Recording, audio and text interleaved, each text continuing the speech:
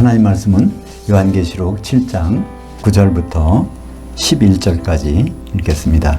이 일 후에 내가 보니 각 나라와 족속과 백성과 방언에서 아무도 능히 셀 수 없는 큰 무리가 나와 흰옷을 입고 손에 종려가지를 들고 그 보좌 앞과 그 어린 양 앞에 서서 그들이 큰 소리로 외쳐 이르되 구원하심이 그 보좌에 앉으신 우리 하나님과 그 어린 양에게 있도다 하니 모든 천사가 그 보좌와 그 장로들과 네 생물들의 주위에 서 있다가 보좌 앞에 엎드려 얼굴을 대고 그 하나님께 경배하여 이르되 아멘. 찬송과 영광과 지혜와 감사와 존귀와 권능과 힘이 우리 그 하나님께 세세토록 있을지어다.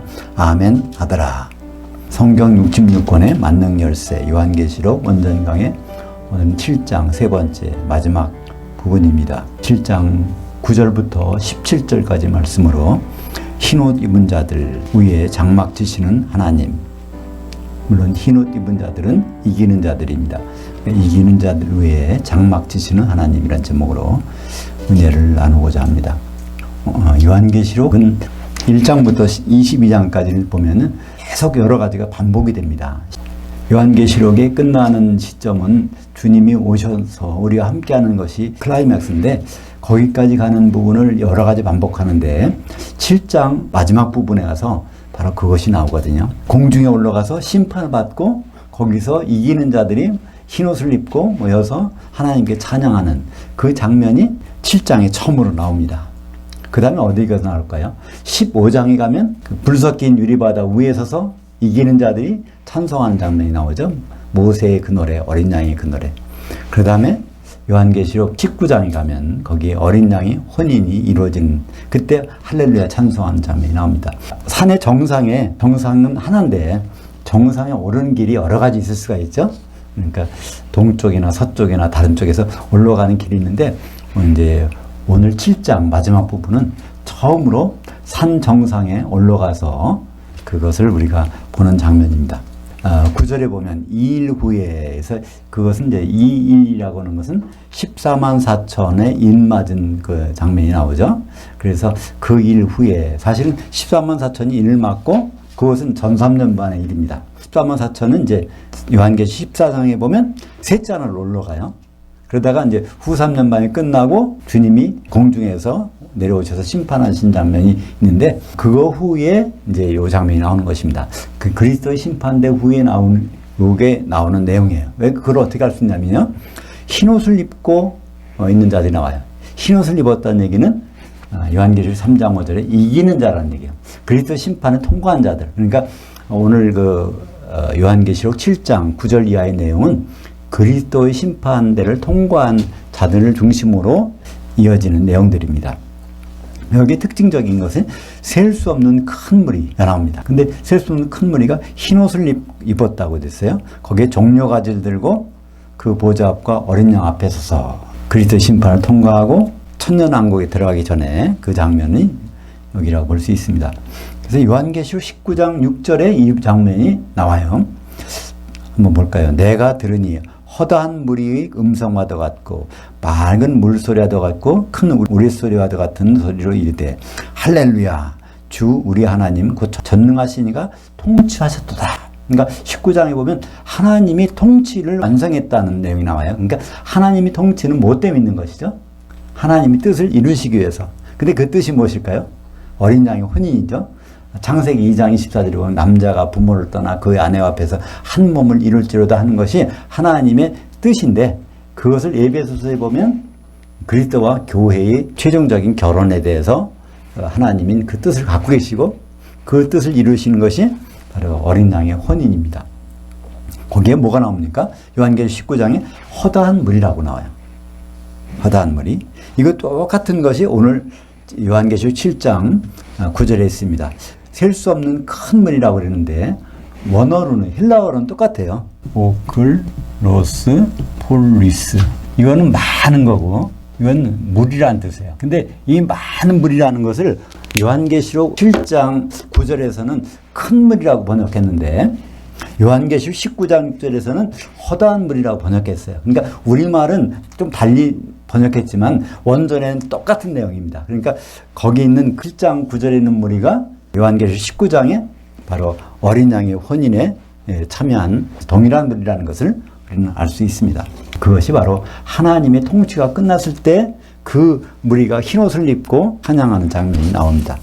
근데 여기 보면 어떤 내용이 하나가 있는가 하면 종려가지를 들고 찬송한다는 거예요. 종려가지를 들고. 성경에서 종려가지를 든다는 건 언제 나올까요? 종려가지. 종려가지를 들고 막 흔드는 장면이 있었어요, 한번. 언제? 예수님이 6월절 이제 열절 기간 동안에 예루살렘에 입성할 때 우리는 보통 교회에서 종려주일이라고 그러는데 사실 종려주일이 아니라 종려 금요일입니다. 예수님은 이제 그러고 나서 수요일 날 십자가에 달리시죠. 그때 예수님이 왕으로 오시는 줄 알고 백성들이 막 종려나무 가지를 흔들고 호산나 호산나 외치는 장면이 있습니다. 근데 그것은 사실 샴페인을 잘못 터뜨린 거예요. 그러니까 종려가지를 흔드는 때가 왕으로 오시는 예수님을 메시아를 나타내는 것이 정상입니다. 근데 그건 언제 있는 거냐면 6월절이 아니라 장막절이 있을 일이에요. 장막절. 그러니까 요한 12장 12절에 보면 이게 6월절 십자가에 달리시기 전에 그때 여기 이제 이스라엘 백성들이 그걸 착각하고 한 것을 볼까요? 12장 12절. 그 이튿날에 그 명절에 온 무리가 예수께서 예루살렘으로 오신다는 것을 듣고 종려가지를 가지고 맞으러 나가 외치되 호산나 찬송하리로다. 주의 이름으로 오시느니 곧 이스라엘 왕이시여. 예수님이 이 땅에 왕으로 온 줄 알았단 말이에요. 근데 예수님은 왕이 아니라는 걸 계속 말씀하셨어요. 난 죽으러 왔다. 피 흘리러 왔다. 계속 그러죠. 그래서 왕이면 백마를 타셔야 되는데 뭘 타셨습니까? 나귀 새끼를 타고 오십니다. 왕이 아니라는 거예요. 근데 백성들은 왕이다. 그러니까 나중에 이제 백성들이 기대가 무너지니까 십자가 못 봐라, 못 봐라. 이제 그 똑같은 목소리를 종려가지를 든 사람이 호산나 한 사람이 예수님을 십자가 못 봐라 그러는 거예요. 근데 이게 어디서 어긋나게 됐냐면 레위기 23장 40절 장막절날 그렇게 해야 돼요. 23장 40절에 보면 장막절 첫날에는 너희가 아름다운 나무의 실과와 종려나무 가지와 무성한 가지 나무와 신의 버들을 취하여 너희 하나님 여호와 앞에서 이레 동안 즐거워할 것이니라. 장막절, 이스라엘은 7개의 절기가 있죠. 그러니까 6월절 날 예수님이 이제 6월절 피 흘리시고 그 다음에 무교절에 복음, 그러니까 누룩이 안 들어간 떡, 그러니까 예수님 생명의 떡을 나눠주는 거야. 옥에 있는 영들에게 이걸 나눠줬어. 그러다가 이제 부활하시는 것이 초곡절, 첫 곡식을 흔드는 날에 예수님은 부활하셨고 오순절 날 성령을 보내주셔서 성령의 기름으로 이제 사도와 성도들이 2개의 떡덩어리를 흔들렸죠. 그 다음에는 나팔절에 바로 예수님이 이제 재림하시는데, 그 다음에 대속죄일 날 그리스도의 심판대에서 심판하시고, 그 다음에 마지막에 장막절에 하나님의 장막이 거기서 세워지는 거예요. 그게 클라이막스인데, 하나님의 장막이 세워질 때 이제 종려가지를 들고 호산나 호산나 해야 되는데, 백성들이 미리 해버렸어요. 근데 그 장면이 오늘 요한계시록 7장 9절이 레위기 23장 40절에 예언된 그 장막절, 그것이 바로 이제 오늘 요한계시록 7장 9절에서 흰옷을 입고 종려가지를 들고 흔드는 왕이라는 거예요. 왕이 오셨다. 메시아가 오셨다. 천년왕국의 왕이 오신 것이니까 이것이 완성된 장면입니다. 그리고선 이기는 자들이 찬송하는 내용을 보면 알 수 있어요. 그들이 큰 소리로 외쳐 구원하심이 그 보좌에 앉으신 우리 하나님과 그 어린 양에게 있도다 하니. 그러니까 구원 받았다는 거예요. 자기들이요. 무슨 구원일까요? 이것이 바로 영의 구원은 거듭날 때 받은 거예요. 그죠? 근데 우리는 무슨 구원을 향해서 갑니까? 베드로전서 1장 9절에 보면 믿음의 결국은 혼의 구원을 받음이라. 그러니까 영의 구원은 개인적으로 받는 거예요. 그 다음에 혼의 구원은 모든 사람들이 자기 생각을 내려놓고 예수님과 한 생각을 가지고 한 몸이 되는 그것이 혼의 구원인데, 그것은 결국 우리는 몸의 구원이라고 그래요. 우리 각자의 몸이 아니라 우리가 한 몸을 예수님의 그 어린 양의 신부로서 몸을 이루는 그것이 최종적으로 된 것, 거기에 참여한 것, 어린 양의 신부로 참여하게 되는 것을 바로 여기서 10절에서 그들이 하는 것입니다. 구원하심이 우리를 구원해 주셨구나. 최종적으로 우리를 영만 거듭난 게 아니라 혼까지 구원해 주셔서 마지막에 한 몸으로 완전 상태에 갔다는 것입니다. 우리는 영의 구원 개인적으로, 혼의 구원 단체적으로, 마지막엔 뭐가 있을까요? 우리가 영의 몸을 입고 한 몸을 이루는 몸의 구원이, 그러니까 혼잔체 들어가는 그 구원, 그것이 바로 몸의 구원입니다. 우리가 각 몸의 지체가 돼서 한 몸이 되는 거죠. 그것을 빌립보서 3장 20절에 예언이 되어 있었어요. 3장 20절에. 그러나 우리의 식민도성은, 식민도성이라는 것은 하나님이 통치하는 그 식민지라는 뜻이에요. 교회를 말합니다. 식민도성은 하늘들에 있는지라 우리가 거기로부터 구원하는 자 곧 예수 그리스도를 학수고대하노니. 우리는 지금 어디서요? 예수를 기다립니까? 교회에서, 하늘들에서 저 오시는 분을 목을 빼고 기다리는 거야. 그 표현을 번역하면 학수고대, 아페크 데코마이라는 그 헬라어를 쓰는데 그것을 쓰면 학수고대라는 뜻이에요. 목을 빼놓고 기다리는 거예요. 우리가 예수님을 기다리는 사람들입니다. 근데 21절에 보니까 그는 누굴 구원하는 자를 기다린다고 했어요. 우리는 교회에 있으면서 우리를 구원하는 자를 기다려. 이것은 영의 구원이 아니고 혼의 구원이면서 동시에 한 몸이 되는 걸 그렇게 해주시는 분을 기다리는 거예요. 근데 그것이 빌립보서 3장 20절에 21절 볼까요? 그는 만물을 자기에게 복종하게 하실 수 있는 자의 역사로 우리의 낮은 몸을 자기의 영광의 몸의 형체와 같이 변하게 하시리라.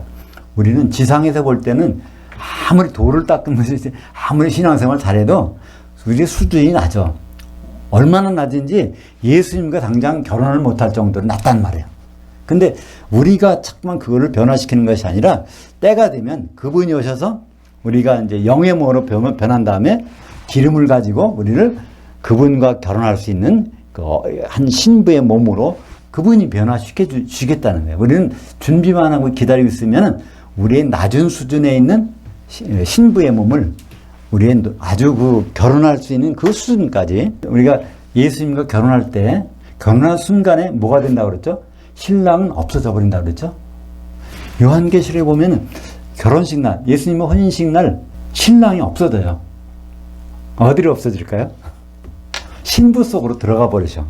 왜냐하면 창세기 2장 24절부터 이건 예언된 거예요. 남자가 부모를 떠나 그 아내와 합해서 한 몸을 이룰지니라. 그러니까 우리는 결혼식 하면 신랑과 신부가 딱 따로따로 있잖아요. 그게 이제 결혼식 하는 장면인데 우리 성경에 나오는 결혼식은 그렇잖아요. 신랑과 신부가 마련되는 순간에 신랑이 싹 없어져 버려. 근데 없어지는 게 아니라 그 속으로 들어가 보는 거예요. 신부 속으로 들어가 버리죠. 그걸로 어디서 할 수 있죠? 요한계시록 21장 22절에 보면 그게 있어요. 그죠? 그 새 예루살렘 성이 어린 양의 신부인데 그 성 안에 들어가 봤더니 성전은 안 보이고 어린 양과 전능하신 이가 그 안에 있더라. 그러니까 새 예루살렘 안에 어린 양이 들어가 계신 모습이 거기 이제 나온단 말이에요. 그러니까 신부 속에 완전히 들어가게 돼요. 그것이 빌립보서 3장 20절, 21절에 보면 우리가 이제 그런 경지에, 그러니까 우리는 이런 몸으로 살다가 죽고 또 이런 몸으로 부활해서 주님을 만나는 게 절대로 아닙니다. 모든 사람은 이 몸은 다 흙으로 돌려보내고 영의 몸으로 있고 공중에 올라가서 성령의 기름이 있는 자는 예수님과 결혼할 수 있는 그 한 신부로 되게 되는 것입니다. 오늘 11절에 보면 여기 모든 천사가 나와요. 모든 천사가 그 장면에서 나와요. 근데 이 모든 천사가 나오는 것이 어디 또 나올까요? 그리스도의 심판대. 그러니까 예수님 오실 때는 예수님 지금 어디 계십니까? 셋째 하늘에 계세요. 근데 예수님이 공중으로 오시는데 그때 천사들은 이제 셋째 하늘에 있을 필요가 없어. 예수님이 모두 다 데리고 오신단 말이에요. 그게 어디 있죠? 마태복음 25장 31절에 인자가 자기 영광으로 모든 천사와 함께 올 때, 이게 어디로? 공중으로 내려오실 때 자기 영광의 보좌에 앉으리니 그때 이제 모든 민족, 이것은 이스라엘 12지파 성도들입니다. 성도들을 양과 염소의 그 심판, 그러니까 장사한 양이 됐는가, 새끼 염소로 변질되어 있는가, 그걸 가지고 영벌 영생을 나눠주신다고 그랬습니다. 영벌 영생. 그러니까 지옥 가느냐, 천연왕국 가느냐, 그걸 구분하십니다. 우리는 이걸 그냥 읽었지만 이게 우리 운명이 결정되는 거예요. 그 자리에 가서. 우리는 주님 오시면 좋다, 주님 만나니까 좋겠다 하지만 거기서는 지옥 가는 일이 또 천년왕국에 들어가는 일이 나눠지는 자리입니다. 그때 모든 천사가 여기 나와요. 그러니까 마태복음 25장의 그리스도 심판대에는 모든 천사가, 이 모든 천사가 왜 있을까요? 공중에 임하실 때 천사들을 통해서 성도들을 다 끌고 올라가. 예수 믿는 사람들을. 추수 때 추수권으로 이제 천사들이 사용되는 것입니다. 그래서 그리스도 심판대에서 심판이 끝난 다음에 그 모든 천사들이 오늘 7장 11절에 그때 이제 그리스도 심판이 끝난 다음에 여기에서 하나님께 경배하고 찬송하고 있는 것입니다. 그때 13절에 보면 그 장로들 중 24장로 천사입니다. 그죠? 사람이 아니라 지금 셋째 하늘에 누가 있죠? 우리 대신에 제사를 드리는 사람들이 있어요. 그 사람들이 사람이 아니라 천사들이 24장로 천사들이 있습니다. 그들이 중 하나가 이제 사도 요한에게 이제 질문합니다. 이 흰옷 입은 자들이 누구냐? 그러니까 큰 무리가 있는데 셀 수 없는 큰 무리가 있는데 이들이 누구냐? 그러니까 사도 요한이 자기는 모른다는 거예요. 그때 그 흰옷 입은 자, 우리는 흰옷 입은 자 하면 금방 나오게 되죠? 요한계시록 우리는 일단 한번 봤습니다. 흰옷 입은 자가 무엇일까요? 요한계시록 3장 5절에 나옵니다. 이기는 자는 이와 같이 흰옷을 입을 것이요. 내가 그 이름을 생명책에서 결코 지우지 아니하고 그 이름을 내 아버지 앞과 그의 천사들 앞에서 시인하리라. 우리는 반드시 흰옷을 입은 자가 돼야 됩니다. 지옥 갈 사람들은 흰옷을 입지 않겠죠. 요한계시록 읽으면서 흰옷 입은 자라면 이게 바로 이기는 자구나. 그것을 바로 연결해서 생각하시면 됩니다. 거기에 대해서 24장로 천사 중에 하나가 이제 설명해 줍니다. 14절을 같이 볼까요? 내가 말하기를 내 주여 당신이 아시나이다 하니 그가 나에게 이르되 이는 그 큰 환난에서 나오는 자들인데 그 어린 양의 피에 그 옷을 찢어 희게 하였느니라. 이 큰 환난은 바로 7년 환난, 예수님 재림하시기 전에 있을 7년 환난을 얘기합니다. 그 환난을 통과해서 나오는 사람입니다. 모든 기독교인들은 7년 후에 주님을 만나게 돼 있어요. 근데 7년 동안에 운명이 다 달라지죠. 7개 교회의 운명이 요한계시록 2장과 3장에 보면 7년 환난을 안 겪는 사람 교회가 있어요. 그게 누구죠? 14만 4천인 빌라델피아 교회. 그러니까 전 3년 반에는 이를 맞아서 안전하게 해를 안 당하고 후 3년 반에는 공중이 아니라 셋째 하늘에 올라가서 화를 안 당하고 그랬다가 주님과 더불어 공중으로 다시 내려오는 그 교회가 있고 또 순교당하는 교회, 또 짐승의 표를 받는 교회, 두 증인처럼 이제 순교당했다가 셋째 하늘에 올라갔다가 바로 내려오는 교회, 이렇게 이제 달라지게 되는데 일단 7년 환란이 끝난 다음에 거기에 흰옷 입은 자가 있어요. 그것은 그리스도 심판대에서 심판을 받은 사람들입니다. 그 어린 양의 피에 옷을 찢어 희게 했다는 얘기는 무슨 뜻일까요? 이게 좀 여러 가지 철학적으로 생각하면 복잡할 것 같아요. 그죠? 근데 쉽게 생각하면 예수님의 피는 뭐 때문에 흘리셨어요? 교회 때문에 흘리셨어요. 그죠? 사도행전 20장 28절에 하나님의 그 하나님이란 예수님이죠. 그 하나님의 피로 교회를 사셨다고 그랬습니다. 그러니까 바로 그 피의 용도는 교회를 이루는 거예요. 그러니까 교회는 어떻게 이루어질까요? 성령의 기름으로 이루어지는 것입니다. 오순절날 마가다락방이 아니죠. 오순절 그 예루살렘 성전에 그 성령이 내려서 교회가 시작된 것입니다. 그래서 우리는 의롭게 됐다는 거예요. 희게 된 것은 의롭게 된 것입니다. 그러니까 우리가 죄가 있는데 죄가 없어지는 게 아닙니다. 예수님의 피로 이걸 죄를 덮어주시는 거예요. 그렇기 때문에 이제 죄가 안 보이는 거예요. 안 보이니까 그건 의롭게 된 거고 의롭게 된 것은 희게 표현하는 거죠. 바로 이제 오늘 7장에 이 그리스도 심판에서 이제 통과된 사람들을 7년 환란, 큰 환란에서 벗어났는데 이것을 다른 방법으로 묘사한 게 있어요. 그러니까 요한계시록 7장은 지금 이렇게 올라갔다 그러면은 또 15장에서는 이렇게 올라가서 거기서 마주쳐서 보는 그러니까 흰옷 입은 자들이 찬송하는 장면이 나오는데 그것이 요한계시록 15장 2절과 3절입니다. 같이 볼까요? 또 내가 보니 불이 섞인 유리밭 같은 것이 있고 그 짐승과 그 우상과 그의 이름의 수를 벗어난 것이 바로 7년 환란을 벗어난 이기는 자들이 그 유리바다 위에 서서 하나님의 검은 골을 가지고 하나님의 종 모세의 그 노래, 그 어린 양의 그 노래를 불러 이르되 주 하나님 전능하신 이여 하신 일들이 크고 놀라우시도다. 만국의 왕이시여 주의 길이 의롭고 참되시도다. 여기서 보면은 그 짐승과 우상의 손을 벗어났다는 7년을 환란을 지났다는 얘기예요. 근데 여기 보면 이기는 자. 오늘은 7장에서는 뭐라고 표현했어요? 흰옷을 입은 자. 그게 똑같은 말이에요. 그죠? 7장에서는 흰옷을 입은 자라고 표현했고 15장 2절에서는 바로 이기는 자들이라고, 그 7년 환란을 지나서 이기는 자들이라고 말하고 있습니다.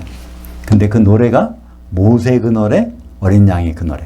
그러니까 모세 그 노래는 출애굽기 15장 11절에 보면 모세가 처음으로 테힐라의 찬송을 불렀어요. 우리가 노래한다는 것은 여러 가지 있지만 그 중에서 할렐의 찬송, 이건 아주 귀한 겁니다. 할렐은 하나님을 자랑하는 거예요. 뽐내는 거예요. 그러니까 하나님의 업적을 본 사람만이 할렐루야 찬송을 부를 수 있단 말이에요. 그죠? 그 모세는 이걸 처음으로 테힐라, 의 명사형이 테힐라인데, 테힐라를 부른 모세가 언제 불렀냐면 출애굽한 다음에 거기서 애굽 군대들이 다 수장되는 걸 보고 나서 처음으로 그걸 한 거예요. 하나님이 하신 일이 이렇게 놀랍고 자랑스럽다. 그때 이제 모세가 테일라 할렐루야를 불렀는데, 이것이 할렐루야가 신약에서는 다른 데서 한 번도 안 나옵니다. 오직 요한계시록 19장에서 할렐루야가 나와요. 어린 양이 혼인을 할 때. 그러니까 하나님이 계속 무슨 일을 하셨는지 몰랐는데 하나님이 일한 것을 보니까 참 놀랍다는 거예요. 오늘도 요한계시록 15장 3절에 보면 전능하시며 하신 일들, 하나님 아버지께서 통치하신 일들이 너무나 놀랍다는 거예요. 그래서 여기서는 할렐루야라는 단어는 안 나왔지만 그 대신에 모세의 그 노래, 어린 양의 그 노래로 해갖고 할렐루야 찬송을 여기서 나오고 있습니다. 그것이 바로 요한계시록 19장 7절에서는 똑같은 내용인데 이제 어떻게 됐나 볼까요? 우리가 즐거워하고 크게 기뻐하며 그에게 영광을 돌리세.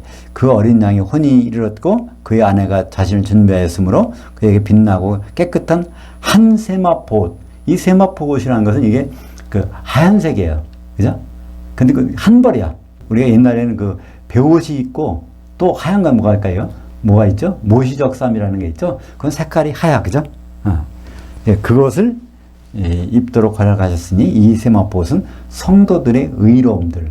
어떻게 의로울까요? 어린 양의 피에 씻어가지고 하얀색, 그 흰옷을 입었다는 것을 말하고 있습니다. 그죠? 근데 이 성도들이에요. 복수인데 사실은 한 벌의 옷이야. 어린 양의 신부. 그러니까 성도들이 한 몸을 이루고 있는, 성령의 기름으로 한 몸을 이루고 있는 이 장면. 그러니까 오늘 요한계시록 7장에 나오는 그 내용들, 흰옷 입은 자들이 요한계시록 15장에는 이기는 자들이라고 기록되어 있고 요한계시록 19장에서는 어린 양의 신부라고 기록되어 있습니다. 똑같은 내용인데 이렇게 여러 가지 방법으로 기록을 하고 있는 것이죠. 15절 보겠습니다. 그러므로 그들이 그 하나님 보좌 앞에 있고 또 그의 성전에서 밤낮 그 하나님을 섬김에 보좌에 앉으시니가 그들 위에 장막을 치시리니. 지금은 하나님 아버지는 어디 계시죠? 여기 계세요. 하늘들에 계시다고 그랬어요. 그죠? 하늘들에 계신 우리 아버지요. 주님이 가르쳐 주셨어. 아버지는 어디 계셔? 하늘들에 계시다고 가르쳐 주셨으니까. 그죠? 그러니까 지금 우리가 있는 곳에, 근데 대신 안 보이지. 우리는 안 보이지만 하나님 아버지는 분명히 계세요. 그러니까 우리는 그분께 예배를 드리는 것인데. 근데 예수님은 여기 안 계세요. 그죠? 분명히 셋째 하늘에 가셨어. 그걸 어떻게 할 수 있죠? 그분이 셋째 하늘에 가시면 우리에게 성령을 보내주신다고 그랬는데 성령이 여기 계시잖아요. 성령이 주신 기쁨을 우리는 누리고 있잖아요. 그죠? 그렇기 때문에 예수님은 여기 안 계셔. 그럼 성령님은 어디 계세요? 성령님은 교회 가운데 계세요. 다른 세상 사람들은 성령을 보지도 못하고 알지도 못한다고 그랬어요. 성령이 안 계시니까. 성령은 어디 계세요? 두세 사람이 예수 이름으로 모인 곳에 거기에 성령님께서 계시다고 그랬으니까 이제 성부, 성자, 성령은 우리 그분의 일이 완성될 때까지는 우리 인간이 보기에는 다 따로따로 계신 것처럼 이렇게 인식될 수밖에 없어요. 그건 사실이야. 그죠? 거기서 많은 이단이 나옵니다. 어떤 사람이 그래요. 하나님 아버지가 구약 때 하늘에 계시다가 신약 때는 그분이 이제 그때 2000년 전에는 사람 몸을 입고 오셨다가 지금은 바로 그 성령으로 영으로 계시다. 하나님은 한 분인데 그 모습이 다르다. 제가 만약에 여기는 이제 목사로 있잖아요. 근데 집에 가서는 이제 아버지란 말이야. 근데 이제 만약에 제가 학교에서 강의한다 그러면 거기 교수란 말이에요. 그러면 한 사람인데 다 다르게 보이는 것처럼 이렇게 설명하는 경우가 있어요. 그죠? 하나님 아버지는 그렇게, 아들은 그렇게, 성령은 그렇게, 이렇게 하는 것을 양태론이라고 합니다. 양태라는 모습만 다른데 똑같다. 그것은 이단이죠. 네, 이단. 그래서 하나님 아버지는 지금 여기 계시고, 예수님은 지금 셋째 하늘에 계시고, 성령께서는 교회 가운데 계십니다. 언제까지? 하나님 그 일이 완성될 때까지. 그것이 완성되면 세 분이 같은 자리에 있어요. 그게 어디 나오죠? 요한계시록 22장인가 보면 전능하신 보좌가 있는데 그 보좌에 어린 양이 앉아 계시고 또 거기 보좌에서 생수가 나와. 생명수. 성령이 나온단 말이에요. 그러니까 이 모든 일이 완성된 다음에는 성부, 성자, 성령이 같이 그 일체가 되셔서 내시는 장면이 거기 나오고 있습니다. 그러나 그 일이 이루어지기 전까지는 따로따로. 그러니까 예수님 오셔서 하늘을 우러러 기도하시잖아요. 그죠? 사실. 그러니까 자기 속에 그 아버지가 계시다면 왜 하늘을 우러러 기도하십니까? 그리고 내가 가서 그 성령님을 여기에 보내주겠다. 그래서 우리가 많이 생각할 때 그러면 재림 때 예수님만 오시는 거로 생각해. 하나님 아버지가 같이 안 오시는 것처럼 생각해. 근데 재림 때는요, 하나님 아버지가 같이 오십니다. 그게 어디 있냐고요? 요한계시록 1장 4절 볼까요? 거기에 요한은 그 아시아에는 7 교회들에게 편지하노니 이제도 계시고 전에도 계셨고 장차 오실 이와. 이것은 예수님 가르치는 것이 아니에요. 아버지 하나님을 가르칩니다. 여기서 말하는 거죠. 아버지 하나님은 이제도 계시고 전에도 계셨고 또 장차 예수님 오실 때 같이 오신다는 거예요. 그러니까 우리가 하나님에 대한 그 생각을 이렇게 구체적으로 성경에서 나오는 그대로 우리를 인식해야 성경을 이해하는 데 도움이 됩니다. 그래서 오늘 15절 보면은 그들이 그 하나님 보좌 앞에 있고 할 때 그 하나님이 이미 지금 예수님 어디 계세요? 공중에. 오늘 7장의 세 번째 부분요. 공중에서 일어나는 일이에요. 그죠? 그리스도 심판대가 공중에 있었으니까 공중인데 거기에 그 하나님, 여기 나오는 그 하나님은 아버지께서 그 보좌에 여기 계시다는 거예요. 그러니까 아버지하고 어린 양하고 이제 성령 따로따로인데 여기서. 근데 그 아버지께서 그들 위에 장막을 치신다고 그랬어요. 하나님의 장막을 그들 위에. 그들이 누군가요? 흰옷을 입은 자들이고 이기는 자들입니다. 근데 그게 어디 나오냐면 요한계시록 3장 12절에 한번 보죠. 이기는 자는 내 하나님 성전의 기둥이 되게 하리니. 성전의 기둥이나 하나님 장막을 치시는 거나 똑같은 얘기예요. 그죠? 우리 텐트 쳐보신 분은 알죠? 텐트 칠 때 거기 기둥에다가 이 텐트를 치잖아요. 그것이 성전이라고 하면 성전이 기둥이 되고, 그러니까 바로 이기는 자들 그 위에 하나님이 장막을 치시는 거. 그 하나님이 장막이 완성되면 이게 새 예루살렘 성이 되는 건데, 새 예루살렘 성은 우리가 이기는 자가 거기 들어가 왔다 갔다 하는 게 아니라 그 성의 기둥을 이루고 있는, 성벽을 이루고 있는 성도들이 바로 새 예루살렘 성입니다. 3장 12절을 끝까지 같이 읽어보겠습니다. 이기는 자는 내 하나님 성전에 기둥이 되게 하리니 그가 결코 다시 나가지 아니라.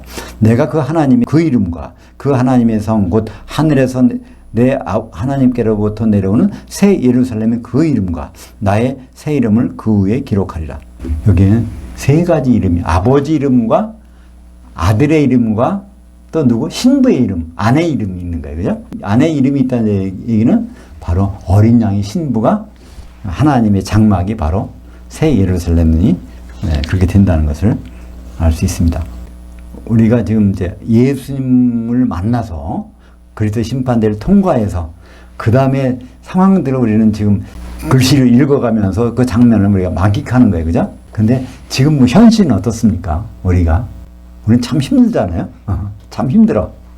근데 여기에 메시지가, 희망의 메시지가 바로 요한계시록 12장 12절에 있는 것입니다. 요한계시록 12장 12절 같이 보죠. 그러므로 하늘들과 그 가운데 장막 칠 자들은 즐거워하라. 그러나 땅과 바다는 화했을진저 이는 마귀가 자기의 때가 얼마 남지 않은 줄을 알므로 크게 분내어 너에게 내려갔으니라 하더라. 그러니까 지금은 어떤 시대? 7년 환란에 우리가 도래했다면 마귀가 우리와 함께 막 내려와서 분을 해서 내려왔다는 거예요. 땅과 바다는, 땅이라는 건 교회, 바다는 그 세상입니다. 그죠? 거기에 완전히 장악해가지고 활동한다는 거예요. 언제? 예수님 오시기 전에. 그러니까 우리가 힘들고 어려운 일이 있다면 이것을 피해나오는 것이 아니라, 아, 이런 일이 있은 다음에 예수님 오시는구나. 그 소망을 가지라는 거예요. 그래서 오늘 여기에 12장 12절 전반부에 있는 이런 내용이 있습니다. 그러므로 하늘들, 공중에 가서 그 가운데 장막 칠 자들은 즐거워하라. 이 자는 누구죠? 하나님께서 신호 집은 자들에게 장막을 치는데 바로 거기 해당되려면 이기는 자들이라는 뜻이죠. 그죠? 이기는 자. 이기는 자의 소망을 갖고 마귀가 그 악한 영들이 최후에 자기 때가 얼마 안 남은 줄 알고 발악을 할 때 그 자기 때가 얼마가 될까요? 그게 7년 동안입니다. 그죠? 마귀의 마지막 때는 7년이에요. 그 짐승을 통해서 거짓 선전자를 통해서 이제 활동하고 된 그 기간 동안에 오히려 즐거워하라는 거예요. 현실은 굉장히 힘들어. 점점 날이 갈수록 더 힘들 수 있어요. 그죠? 그러나 거기 장막 칠 거 생각하면 아주 즐거워하라는 거예요. 그 장막은 누구한테 쳐요? 흰옷 입은 자들, 이기는 자들. 그러니까 이기는 자가 되는 것이 당연하다면 즐거워하지만 이기는 자가 되지 못한다면 이건 뭐 즐거워할 수 없겠죠. 지옥 갈 거니까. 16절입니다. 그들이 다시 줄이도 아니하며 목마르지도 아니하고 해나 아무 뜨거운 기준에 상하지도 아니하리니. 그러니까 그들은 누굽니까? 흰옷 입은 자들이에요. 이기는 자들이에요. 이기는 자들은 줄이지도 않고 목마르지도 않는다는 거예요. 이게 신기하죠? 그때 우리가 영의 몸을 입고 그 이기는 자로서 거기에 통과되면 그때 뭘 먹고 마시고 할까요? 이것은 육신의 어떤 음식이 아닙니다. 그죠? 그래서 이 기근, 우리가 목마르고 배고프고 한 것을 한마디로 다른 말로 기근이라고 합니다. 기근이 사실은 영적으로 어떤 의미가 있는가를 한번 생각해 볼까요? 기근이 과연 뭔가? 아모스 8장 11절 기근을 설명하겠습니다. 같이 보겠습니다. 주 여호와의 말씀이니라. 보라, 날들이 이를지라 내가 기근을 그 땅에 보내리니 양식이 없어 주림이 아니며 물들이 없어 가람이 아니요 오직 여호와의 말씀들을 알아듣지 못하는 기근이라. 점점 마지막 때가 되면 성경 말씀을 알아듣지 못한다는 거예요. 안 읽는다는 말이 아닙니다. 성경을 못 본다는 말이 아니에요. 읽어도 알아듣지 못하게 된다는 거예요. 왜 그럴까요? 예수님이 말씀해 주셨죠? 마지막 때가 되면 거짓 선지자들이 나타나서 그 할 수만 있으면 사람들을 미혹한다는 거예요. 누가요? 지금 현대 말로 하면 목사님들이 성도들을 미혹해서 성경 말씀을 알아듣지 못하도록 한다는 거예요. 그런 때가 반드시 온다는 거예요. 여호와께서 그런 기근을 보내신다는 거예요. 그러니까 시간이 지날수록 성경을 아무리 읽어도 감동이 없어. 무슨 말인지 모르게 된다는 거예요. 이것은 우리가 능력이 없어서 그런 것이 아니라 하나님께서 그런 기근을 보내신다는 약속이에요. 그런 날을, 마지막 때에 그런 날을 보내줄 텐데 그때 뭘 생각하면 될까요? 아, 이게 약속하신 기근이구나. 그러니까 이 기근을 지나면 이제 주님 오시고 그때부터는 기근이 아니라 줄이지도 아니하고 목마르지도 아니하고 그런 때가 오겠구나. 그거를 신호로 우리는 알 수 있어야 됩니다. 점점, 그러니까 요즘에 그런 걸 느낄 수 있어요. 유튜브에 동영상을 올리고 하잖아요.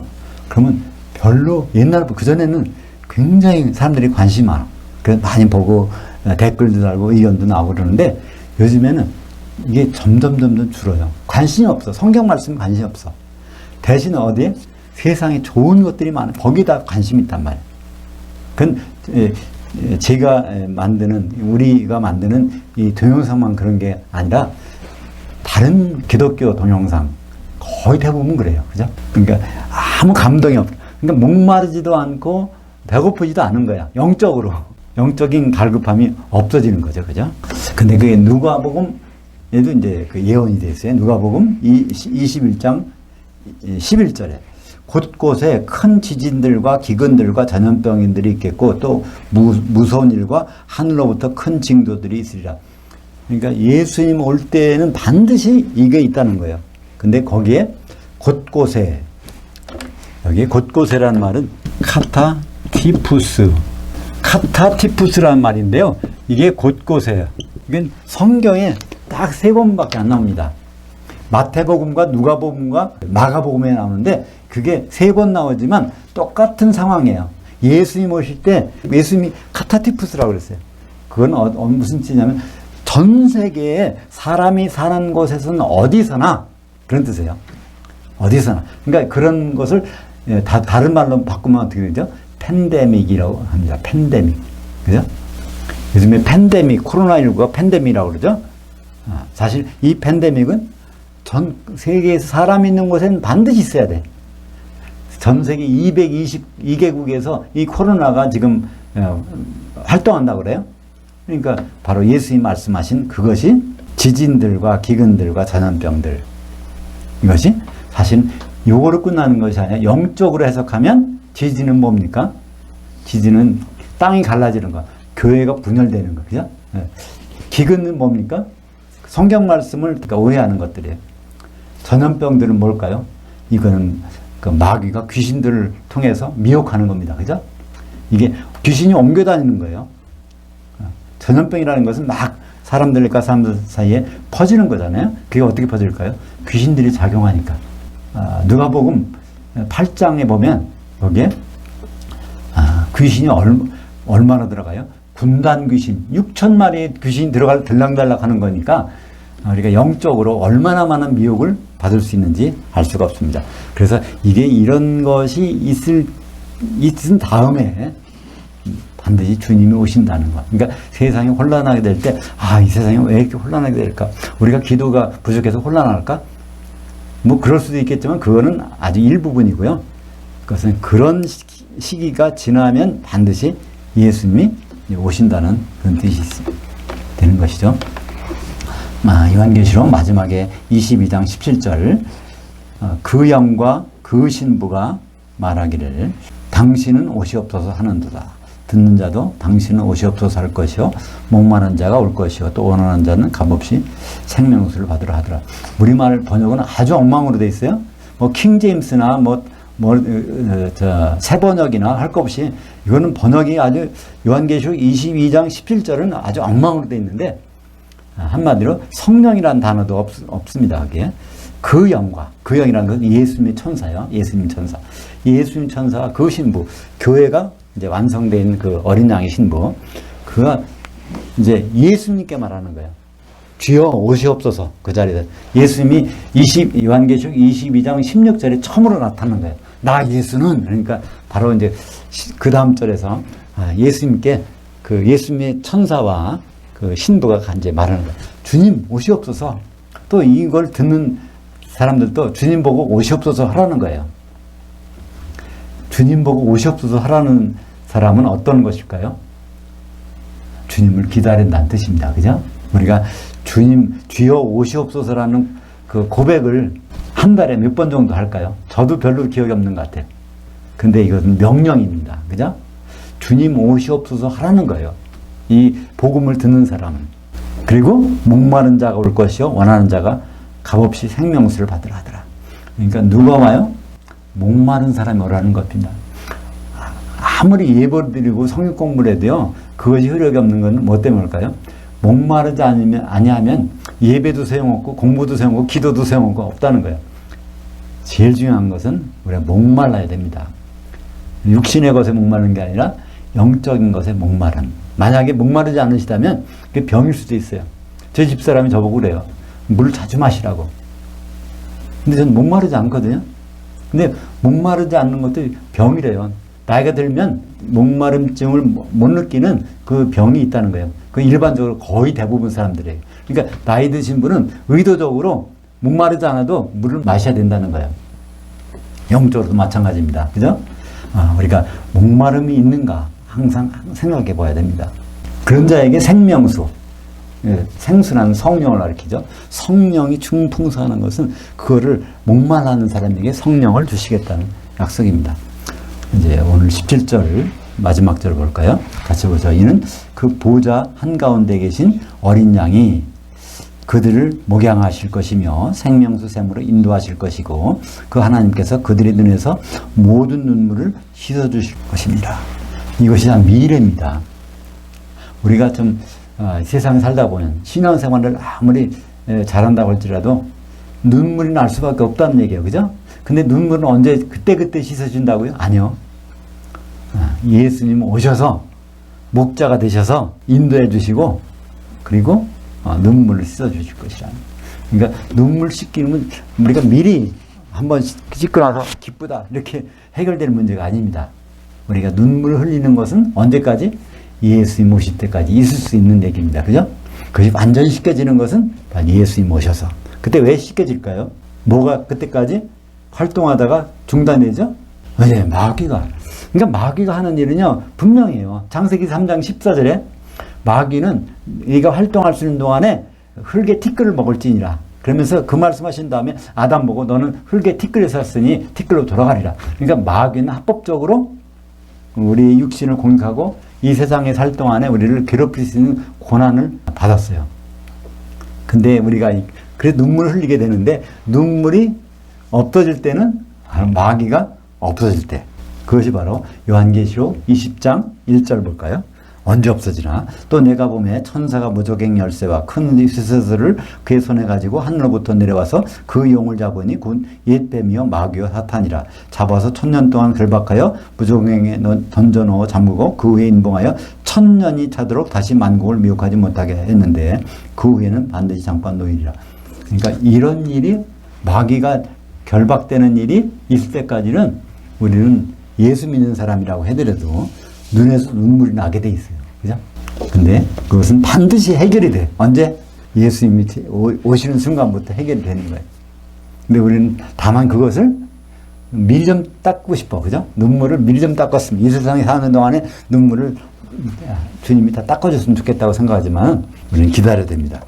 그래서 오늘 하나님의 장막이 있는데 이것은 하나님의 장막이 그리스도 심판대 후에 하나님의 장막이 누굴 통해서? 이기는 자들을 통해서, 신원 입은 자들을 통해서 이제 펼쳐집니다. 그 다음에 천년왕국이 끝난 다음에 그 하나님 장막 속으로 들어오는 사람들이 있어요. 그것을 하나님의 백성이라고 합니다. 이 요한계시록 21장 3절을 볼까요? 내가 들으니 보좌에서 큰 음성이 나서 이르되 보라 그 하나님의 장막이 사람들과 함께 있음에 하나님이 그들과 함께 계시리니 그들은 하나님의 백성이 되고 그 다음에 모든 눈물을 닦아준다는 거예요. 이건 누구 눈물 닦아주실까요? 백성 눈물. 하나님의 이기는 자의 눈물은요 그때 닦는 게 아니에요. 1000년 전에 닦였어. 예수님이 오셔서 바로 그리스도 심판대에서 흰옷 입으면 그때 눈물을 다 닦아주셔요. 그럼 1000년 동안, 천년왕국 동안에는 눈물을 흘릴 일이 없어요. 근데 이제 그 다음에 백보자 심판대에서 거기에서 이제 통과돼서 나오는 사람, 그 사람들은 뭐예요? 하나님의 백성이라고 하는 거예요. 그죠? 백성. 백성들은 그때 가서 눈물을 이제 씻어주는 거예요. 그러니까 성경에는 눈물 닦아주는 것이 2번 나오는데 그 대상이 다릅니다. 그럼 언제 눈물 닦기를 원하십니까? 주님이 오셔서 눈물 닦아주면 좋겠죠. 그죠? 천년왕국 지난 다음에 그때 가서 눈물 닦아달라고 하는 것은 좀 이상한 것이죠. 요한계시록 21장 7절에 그것을 나타내주고 있죠. 이기는 자, 같이 오죠. 이기는 자는 이것들을 상속으로 받으리라. 나는 그의 하나님이 되고 그는 내 아들이 되리라. 그러니까 하나님의 아들과 하나님의 백성의 신분의 차이가 나는 거예요. 주님이 오셔서 그리스도의 심판대에서 혼자지 들어가면은 이건 누가 돼요? 하나님의 아들이 돼. 이기는 자는 하나님의 아들. 아들이란 뜻은 상속자라는 거예요. 그러니까 우리가 그 회사를 생각하면 쉬워요. 그죠? 회사에서 누구한테 상속하나요? 회사의 회장님은 자기 아들에게 상속을 한다고. 아무리 회사에서 CEO고 뭐 전무 뭐 대표를 해도 그 사람이 피부치가 아니면은 그냥 월급제 사장일 뿐이에요. 그죠? 그러나 아들은 좀 모자라도 거기에 상속해 주는 거예요. 그래서 하나님의 아들은 상속. 하나님의 아들이 누가 아들이라고요? 이기는 자. 그러니까 이기는 자가, 이기는 자는 누가 이기는 자예요? 흰옷 입은 자. 흰옷 입은 자는 누구예요? 바로 기름을 준비해서 그 세마포 옷을 입은 자. 그 자는 천년 전에 이미 천년에 앞서서 눈물을 닦을 것이고, 그렇지 못한 자는 천년이 지나서 거기에 생명책이 있을 때만 눈물 닦아지고, 그것이 없으면 아예 눈물도 영원히 안 닦아져. 불모에서 던져지니까. 오늘 요한계시록 7장을 보면서 우리는 다시 한번 맨 마지막 성경의 클라이막스에 주님을 만나서 흰옷 입은 자가 돼서 하나님의 장막을 이루고 거기에서 모든 눈물을 닦아주는 그 장면까지 우리가 봤습니다. 다시 현실로 돌아와서 현실은 어때요? 바로 요한계시록 12장 12절에 있는 것처럼 마귀가 분을 내서 그 땅과 바다, 교회와 세상으로 들어와서 자기 때가 얼마 안 남은 줄 알고 활동을 심하게 할 때, 그때가 바로 주님 오시기 얼마 전 7년 환란 기간입니다. 그럴 때 뭐 하라고요? 하늘들에다가 가서 장막 칠 자들은 즐거워하라는 거예요. 마귀가 분을 냈으면 낼수록 더 즐거워하라는 거예요. 그게 이기는 자가 된다면 그렇게 할 수가 있는 것이고, 그건 성경에 기록된 약속입니다. 기도하겠습니다. 하나님 아버지, 감사합니다. 오늘은 요한계시록 7장에 와서 요한계시록의 결론인 흰옷 입은 자들 살펴보았습니다. 흰옷 입은 자들은 바로 이기는 자들인데, 예수님의 일들을 끝까지 지켜보는 자들인데, 혼인잔치에 들어가고 천년왕국에서 왕노릇 할 사람들인 것을 믿습니다. 그 자리에 들어갈 수 있는 우리가 될 때, 그 소망을 인해서 마귀가 분을 내서 활동하는 이 시기에도 오히려 기쁘고 즐거움으로 가득 찰 수 있도록 인도해 주시옵소서. 예수님 이름으로 기도합니다. 아멘. 하늘들에 계신 우리 아버지여, 아버지의 이름이 거룩히 여김을 받으시오며 아버지의 통치가 임하시오며 아버지의 뜻이 하늘에서 이룬 것 같이 땅에서도 이루어지이다. 오늘날 우리에게 임박한 그 떡을 주시옵고, 우리가 우리에게 빚진 자들 용서해 준 것 같이 우리의 죄를 사하여 주시옵고, 우리를 시험에 들지 말게 하시옵고, 다만 악한 자에게서 구하시옵소서. 대개 통치와 권능과 영광이 아버지께 영원히 있사옵나이다. 아멘.